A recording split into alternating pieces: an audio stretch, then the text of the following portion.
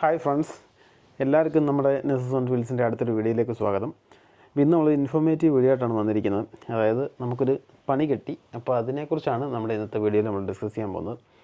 അതായത് നമ്മുടെ ഒന്ന് രണ്ട് മലയാളീസിൻ്റെ റേഡിയേറ്റർ അങ്ങനെ ബ്ലീഡ് ചെയ്യാം, അങ്ങനെ എനർജി അങ്ങനെ ലാഭിക്കാം എന്നുള്ള ഒരു വീഡിയോ കണ്ടിട്ട്, റീൽസ് കണ്ടിട്ട് ഞാൻ നമ്മുടെ വീട്ടിലെ ഒന്ന് രണ്ട് റേഡിയേറ്റേഴ്സ്, ഒന്ന് രണ്ടല്ല എല്ലാ റേഡിയേറ്റേഴ്സ്, 5-6 റേഡിയേറ്റേഴ്സ് ബ്ലീഡ് ചെയ്തു.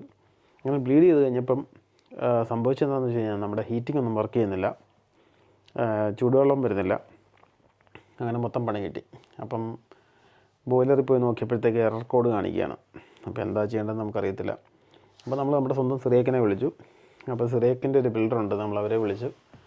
അങ്ങനെയാണ് നമുക്ക് എന്താണ് സംഭവിച്ചത് എന്നുള്ളത് മനസ്സിലായത്. അപ്പം നമ്മൾ ഈ റീൽസും കണ്ടുകൊണ്ട് ചാടി എനർജി ലാഭിക്കാൻ വേണ്ടിയിട്ട് റേഡിയേറ്റർ ബിൽഡ് ചെയ്താൽ പണി കിട്ടും. എന്താണ് പണിയെന്നുള്ളത് സിറിയക്ക് ഇപ്പോൾ പറയും. Okay. Hi guys, hi viewers. ഇവന് സംഭവിച്ച സത്യം പറഞ്ഞിട്ടുണ്ടെങ്കിൽ ഇവൻ റേഡിയേറ്റർ എല്ലാം കൂടി ബ്ലീഡ് ചെയ്ത് കഴിഞ്ഞപ്പോഴത്തേക്കും ബോയിലറിലെ പ്രഷർ ഡൗൺ ആവുകയും ഡൗൺ ആയപ്പോഴത്തേക്കും ആ ബോയിലർ വർക്ക് ചെയ്യാതിരിക്കുകയും ചെയ്തു. അതാണ് സംഭവിച്ചത്. പ്രഷർ റീഫിൽ ചെയ്യുക എന്നുള്ളത് ചെറിയ സിമ്പിൾ ഒരു മെക്കാനിസമേ ഉള്ളൂ. അത് എല്ലാവർക്കും ചെയ്യാം. അത് ഓൾറെഡി അതിനകത്ത് ഇട്ടിട്ടുണ്ട്, ഓൾറെഡി അതിനകത്ത് ഫിറ്റ് ചെയ്ത് വന്നിരിക്കുന്നതാണ്. അപ്പം അതൊന്നും നമുക്കറിയില്ലായിരുന്നു. അപ്പോൾ ചാടിക്കയറി ഇവനത് ചെയ്തു. പക്ഷേ അത് പ്രഷർ ഡൗണായി, ബോയിലർ വർക്ക് ചെയ്യുന്നില്ല. പിന്നെ എന്ത് ചെയ്യുമെന്ന് ഓർത്ത് മാനത്തോട്ട് നോക്കി നിന്നിട്ട് ഒരു കാര്യമില്ല. കാരണം ഹോട്ട് വാട്ടറും ഇല്ല, ഹീറ്റിങ്ങും ഇല്ല. എന്ത് ചെയ്യും ഈ ഡിസംബറിൽ? അതാണ് നിങ്ങളോട് ഇന്ന് പറഞ്ഞു തരാൻ പോകുന്നത്. സംഭവിച്ചിട്ടുണ്ടെങ്കിൽ നമ്മൾ ഈ വ്ളോഗേഴ്സിൻ്റെ പറയുന്നത് അവരത് ഫുള്ളായിട്ട് പറഞ്ഞിട്ടില്ല. ഒന്നാമത്തെ കാര്യം. 2 മലയാളി വ്ളോഗേഴ്സാണെന്ന് തോന്നുന്നു അല്ലേ? മലയാളം റീൽസ് ആയിരുന്നു 2 റീൽസ്. അതെ തന്നെ. അപ്പോൾ ആ റീൽസ് ചാടി കയറി കണ്ട് അങ്ങനെ അടിച്ചു.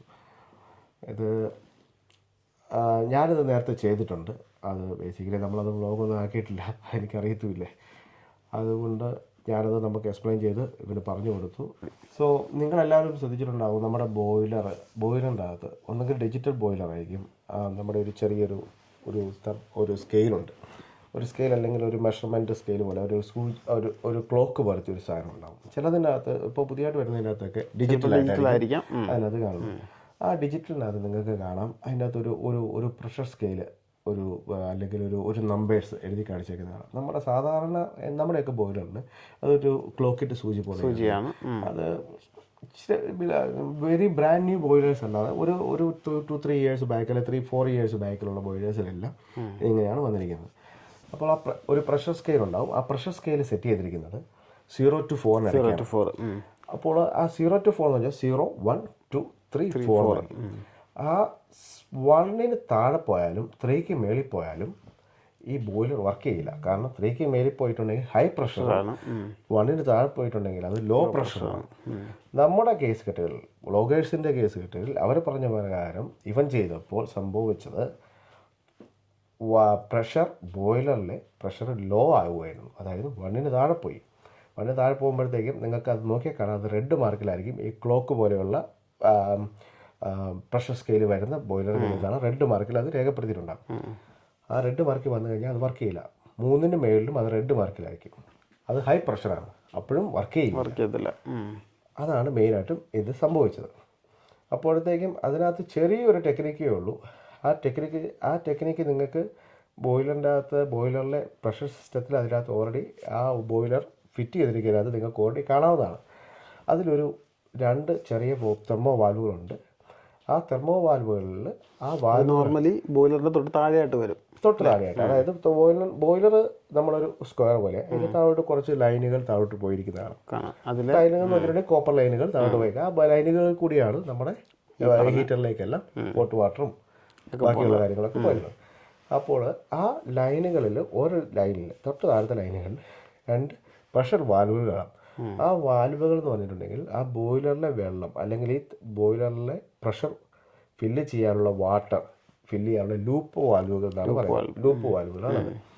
ഈ ലൂപ്പ് വാൽവുകളുടെ ലൂപ്പ് വാൽവുകൾ എന്തിനാണ് ഫിറ്റ് ചെയ്തിരിക്കുന്നതെങ്കിൽ അത് ഈ ബോയിലറിലെ പ്രഷർ എപ്പോൾ ലോ ആവുകയാണെങ്കിൽ ആ ലോ ആയിരിക്കുന്ന പ്രഷർ വാട്ടർ ഫില്ല് ചെയ്ത് ഹയർ ആക്കാൻ വേണ്ടി, അല്ലെങ്കിൽ ബിറ്റ്വീൻ പ്രോപ്പർ ഗുഡ് പ്രഷറിൻ്റെ ഇടയ്ക്ക് വെക്കാൻ വേണ്ടിയാണ് അത് ഫില്ല് ചെയ്തിരിക്കുന്നത്. ആ ഗുഡ് പ്രഷർ എപ്പോഴും നമ്മൾ അതിന് ഗ്രീൻ മാർക്കിലായിരിക്കും അതിൽ സെറ്റ് ചെയ്തിരിക്കുന്നത്. ഡിജിറ്റൽ ബോയിലർ ആണെങ്കിൽ ബിറ്റ്വീൻ ഒരു എബവ് 1 ബിലോ 3, ബിറ്റ്വീൻ 1 and 3 എന്നും കൂട്ടാം. ബിറ്റ്വീൻ 1 and 3 എബവ് 3ക്ക് പോയിക്കാണെങ്കിൽ അത് എറർ കോഡ് ഓട്ടോമാറ്റിക്കലി അതിൽ തന്നെ കാണിക്കും. അതാണ് മെയിനായിട്ടും ഇതിനകത്ത് സംഭവിച്ചത്. അപ്പോൾ നമ്മളൊരു കാര്യം ചെയ്യുമ്പോൾ അതിനെക്കുറിച്ച് ഫുള്ളായിട്ട് അറിഞ്ഞിരിക്കണം.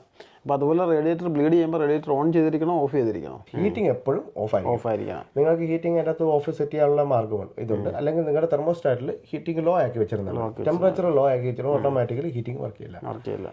അപ്പം ഹീറ്റിംഗ് ലോ ആയിരിക്കണം. കാരണം അല്ലെങ്കിൽ ഹോട്ട് വാട്ടർ ആയിരിക്കും അതിനകത്ത് കൂടി പ്രഷർ വരുന്നത്. പിന്നെ ബാക്കിയുള്ള കോംപ്ലിക്കേഷൻസ്, ബോയിലറിൽ കോംപ്ലിക്കേഷൻസ് ഉണ്ടാവും. അപ്പോൾ ഈ കാര്യങ്ങളൊക്കെ ഫുള്ളായിട്ട് അറിഞ്ഞിട്ട് വേണം നിങ്ങളത് ചെയ്യാൻ. ഇപ്പോൾ ഇവർക്ക് ഈ പറഞ്ഞതിൻ്റെ കൂട്ട് ഈ പറഞ്ഞ എന്തുവാ ഈ താഴത്തെ പൈപ്പിൻ്റെ ആക്സസ് ഇല്ലെങ്കിൽ എന്ത് ചെയ്യും? അത് ഇമ്പോർട്ടൻറ്റ് ചോദ്യമാണ്. കാരണം നിങ്ങൾ ഈ പ്രഷർ ലൂപ്പ് വാൽവുകൾ നമ്മളെ വീഡിയോക്കകത്ത് അതിനകത്ത് ക്ലിയർ ആയിട്ട് കാണിക്കുന്നുണ്ട്. അപ്പം ലൂപ്പ് വാൽവുകൾ ഐഡൻറ്റിഫൈ ചെയ്യാൻ പറ്റുന്നില്ല, കാണാൻ പറ്റുന്നില്ല എങ്കിൽ പ്ലീസ് നിങ്ങൾ ഈ പരിപാടിക്ക് പോകരുത്. കാരണം അല്ലെങ്കിൽ ചിലപ്പം അടുത്തൊരു എഞ്ചിനീയർ വന്ന് ഇത് കറക്റ്റ് ചെയ്യുന്നിടം വരെ നമുക്ക് ഹീറ്റിങ്ങും ചൂടുവെള്ളം ഇല്ലാതെ നമ്മൾ മുമ്പോട്ട് പോകേണ്ടി വരും. അപ്പോൾ അതിന് ഓക്കെ ആണെങ്കിൽ ഇതിന് പോവാം, അല്ലെങ്കിൽ ഇങ്ങനെ ഈ ലൂപ്പ് വാൽവ് കണ്ടുപിടിച്ചതിന് ശേഷം നമ്മളിതിലേക്ക് പോവാം അല്ലേ? തീർച്ചയായിട്ടും ലൂപ്പ് വാൽവുകൾ അത് എവിടെയൊക്കെയാണെന്ന് ഐഡൻറ്റിഫൈ ചെയ്തതിന് ശേഷം മാത്രമേ നിങ്ങൾ ഈ ബ്ലീഡിങ് പരിപാടിയിലേക്ക് പോകാവുള്ളൂ. ഓക്കെ. അതുപോലെ അടുത്തൊരു കാര്യം, ഇപ്പം നമ്മൾ ആ റീൽസിൽ പറയുന്നത് ആദ്യം എയർ വരും, വെള്ളം വരാൻ തുടങ്ങുമ്പോൾ അപ്പം തന്നെ നമ്മൾ ഇത് ലോക്ക് ചെയ്യണം എന്നാണ് പറയുന്നത്. അപ്പോൾ അതാണോ അതിൻ്റെ കറക്റ്റായ രീതി? അത് അതിൻ്റെ കറക്റ്റായ രീതിയല്ല. കാരണം ആദ്യം എയർ വരണമെന്നോ വെള്ളം വരണമെന്നോ ഒരു നിർബന്ധമില്ല. ചിലപ്പോൾ ആദ്യം വെള്ളമായിരിക്കാൻ വരുന്നത്, ചിലപ്പോൾ ആദ്യം എയർ ആയിരിക്കാൻ വരുന്നത്. കാരണം റേഡിയേറ്റർ എന്ന് പറയുന്ന സാധനത്തിലൂടെ ഒരു വാട്ടർ അല്ലെങ്കിൽ ഹോട്ട് വാട്ടർ ഫില്ല് ചെയ്ത് കോളങ്ങളാണ്, കോളങ്ങൾ നിങ്ങൾക്ക് കാണാവുന്നതാണ്. അതിൻ്റെ അകത്ത് കോളത്തിൽ കൂടി വാട്ടർ ഫില്ല് ചെയ്ത് വരുമ്പോഴാണ് അതിൻ്റെ അകത്ത് ഹീറ്റിംഗ് വരുന്നത്. ഹോട്ട് വാട്ടർ ഫില്ല് ചെയ്ത് വരുമ്പോഴത്തേക്ക് ഇപ്പോൾ ആദ്യമേ ചിലപ്പോൾ എയർ ആയിരിക്കും വരുന്നത്. കാരണം ആദ്യമേ എയറാണ് വരുന്നതിന് മുമ്പ് നമുക്ക് ഇത് എങ്ങനെയാണ് ഈ എയർ വരുന്നത് എന്നൊക്കെ നമ്മൾ സാധാരണ സമ്മർ ടൈമിൽ റേഡിയേറ്റർ മാക്സിമം ചിലപ്പോൾ യൂസ് ചെയ്യത്തില്ല. കാരണം നല്ല ഹീറ്റിംഗ്, പുറത്ത് നല്ല ചൂടാണ്, അകത്ത് നല്ല ചൂടാണ്. അപ്പോഴത്തേക്ക് നമ്മൾ ഹീറ്റിംഗ് നോർമലി യൂസ് ചെയ്യത്തില്ല. അപ്പോൾ യൂസ് ചെയ്ത് വരുമ്പോഴത്തേക്ക് എന്ത് സംഭവിക്കുന്നത്, ഈ 3 മാസമായി 2 മാസമായി 3 മാസമായി അപ്പോഴത്തേക്ക് ഓട്ടോമാറ്റിക്കലി അതിൻ്റെ അകത്ത് വെള്ളം പതിയെ വറ്റിപ്പോവുകയും ഇടയ്ക്കിടയ്ക്ക് കോളത്തിലെ വെള്ളങ്ങൾ പറ്റിപ്പോവുകയും അതിനിടയ്ക്ക് എന്ത് സംഭവിക്കുന്നത്, എയർ എല്ലാ കോളത്തിൻ്റെ മേളിൽ എയർ വരും, മേളിലും എങ്ങനെ വേണമെങ്കിലും എയർ വരും, അതിനകത്ത് എയർ ഫില്ല് ചെയ്യാം. അപ്പോൾ എയർ ഫില്ല് ചെയ്യുമ്പോഴത്തേക്കും ഓട്ടോമാറ്റിക്കലി എന്ത് സംഭവിക്കുന്നു, ഈ എയർ ഫില്ല് ചെയ്യുമ്പോഴത്തേക്ക് ബോയിലറിൻ്റെ പ്രഷർ നമ്മൾ വിൻ്ററിൽ ഓൺ ആക്കുമ്പോഴത്തേക്കും ഭയങ്കരമായിട്ട് ക്രമാതീതമായി വർദ്ധിക്കുകയും ബോയിലറിന് അത് കേടാവുകയും ചെയ്യും. ഉടനടിയൊന്നും കേടാവില്ല, ലോങ് ടൈം യൂസിൽ റോങ് റൺ യൂസിൽ അത് കേടായിക്കോളാം. അപ്പോഴത്തേക്കും നമ്മൾ radiator once in a while, അത് വൺസ് ഇൻ എ ഇയർ ഒന്ന് ബ്ലീഡ് ചെയ്ത് ബിഫോർ നമ്മൾ ആ വിൻ്ററിലേക്ക് കിടക്കുന്നതിന് മുമ്പ് അതൊന്ന് ബ്ലീഡ് ചെയ്ത് എല്ലാ റേഡിയേറ്ററിലെയും ബോയിലറും റേഡിയേറ്ററും മാറിപ്പോരുത്, എല്ലാ റേഡിയേറ്ററിലെയും പ്രഷറുകൾ അല്ലെങ്കിൽ വാട്ടർ കോളങ്ങൾ എയർ വിമുക്തമാക്കിയിട്ട് വെക്കുകയാണെങ്കിൽ, അല്ലെങ്കിൽ വിത്തൗട്ട് എയർ വെക്കുകയാണെങ്കിൽ നമുക്ക് ബോയിലറും റേഡിയേറ്ററും എല്ലാം ലോങ് ലാസ്റ്റിംഗിൽ റൺ ചെയ്യാൻ വളരെ നല്ലതാണ്. പ്ലസ് നല്ല ഈ പറഞ്ഞതിൻ്റെ കൂട്ട് എനർജി സേവ് ചെയ്യുകയും ചെയ്യും. ഇതിനകത്ത് നമ്മൾ ചോദിച്ച ചോദ്യം തന്നെയായിരുന്നു, എല്ലാ റേഡിയേറ്ററിലും വെള്ളം വരുമ്പോൾ തന്നെ നിർത്തണോ എന്നുള്ളതാണ് നമ്മുടെ ചോദ്യം. ഇതിൻ്റെ അകത്ത് നമ്മൾ വെള്ളം വരുമ്പോൾ തന്നെ നിർത്തുക എന്നുള്ളതല്ല. നിങ്ങൾ ഓരോ റേഡിയേറ്ററിനും ഓരോ വാട്ടർ കപ്പാസിറ്റി ആയിരിക്കും ഉള്ളത്. അതിനകത്ത് ഫില്ല് ചെയ്തിരിക്കുന്ന വാട്ടറിൻ്റെ എമൗണ്ടിന് കൂടുതലും കുറവാണ്. നമ്മൾ ചിലപ്പോൾ ടോയ്ലറ്റ് റേഡിയേറ്റർ കണ്ടിട്ടുണ്ടാകും, ചെറിയ റേഡിയേറ്ററാണ് അതിനകത്ത്. അപ്പം നിങ്ങൾക്കറിയാം അതിനകത്ത് വാട്ടർ ഫില്ല് ചെയ്യുന്നതിൻ്റെ എമൗണ്ട് കുറവായിരിക്കും.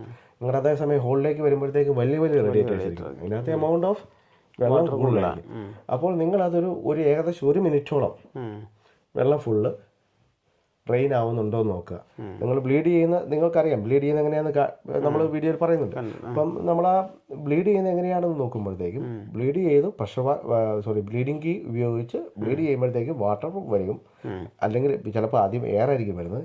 എയർ വന്ന് വാട്ടർ വരുന്നതിനും വരെ അത് ചെയ്യുക. ആ വാട്ടർ വന്നു കഴിയുമ്പോഴത്തേക്ക് വീണ്ടും ഏകദേശം 1 മിനിറ്റത്തോളം നമ്മൾ കണ്ടിന്യൂ ചെയ്യും. കണ്ടിന്യൂ ചെയ്യുന്നതിനിടയ്ക്ക് ചിലപ്പോൾ നിങ്ങളുടെ ബോയിലറിലെ പ്രഷർ ഡൗൺ ആവും. ആ ഡൗൺ ആകുമ്പോഴത്തേക്ക് നമുക്ക് എന്ത് ചെയ്യണം എന്നുള്ളത് നമുക്കറിയാം. ലൂപ്പ് വാൽവ് തുറന്നിട്ട് വീണ്ടും പ്രഷർ ഫില്ല് ചെയ്യുക, പ്രഷർ ഗ്രീൻ്റെ അകത്ത് ആക്കുക, അതിനുള്ളിൽ പിന്നെ ലൂപ്പ് വാൽവ് ക്ലോസ് ചെയ്യുക, വീണ്ടും വന്ന് ബ്ലീഡ് ചെയ്യുക. അതാണ് നമ്മൾ ചെയ്യേണ്ടത്. അപ്പോൾ റേഡിയേറ്റർ ബ്ലീഡ് ചെയ്യുന്നതിനെ കുറിച്ചുള്ള കാര്യങ്ങൾ ഇപ്പം നിങ്ങൾക്ക് എല്ലാവർക്കും മനസ്സിലായി കാണും എന്ന് വിചാരിക്കുന്നു. അതായത് നമ്മൾ റേഡിയേറ്റർ ബ്ലീഡ് ചെയ്യുന്നതിന് മുമ്പ് ഈ കാര്യങ്ങളൊക്കെ ഒന്ന് ഓർമ്മയിൽ വെക്കണം. ചുമ്മാ റീൽസ് കണ്ടുകൊണ്ട് നമ്മൾ എനർജി സേവ് ചെയ്യാമെന്നും പറഞ്ഞിട്ട് റേഡിയേറ്റർ ബ്ലീഡ് ചെയ്യാൻ പോയാൽ ഇങ്ങനത്തെ വലിയ പണികൾ കിട്ടും. അപ്പം ഈ മാതിരി കാര്യങ്ങളൊക്കെ നമ്മൾ അറിഞ്ഞിരിക്കണം. അപ്പം നമ്മുടെ ഇന്നത്തെ ഈ ഒരു ഇൻഫോർമേറ്റീവ് വീഡിയോ ഇഷ്ടപ്പെട്ടെങ്കിൽ നമ്മുടെ വീഡിയോയ്ക്കൊക്കെ ഒരു ലൈക്ക് ചെയ്യുക. അപ്പം നമ്മുടെ ഇതുപോലത്തെ കൂടുതൽ വീഡിയോസ് ഒക്കെ കാണണം എന്ന് താല്പര്യമുണ്ടെങ്കിൽ നമ്മുടെ ചാനലൊന്ന് സബ്സ്ക്രൈബ് ചെയ്യുക. നിങ്ങൾ ഫ്രണ്ട്സിനൊക്കെ ഒന്ന് സജസ്റ്റ് ചെയ്യുക. അപ്പം thanks for watching. Thanks for watching. Thanks. Bye bye.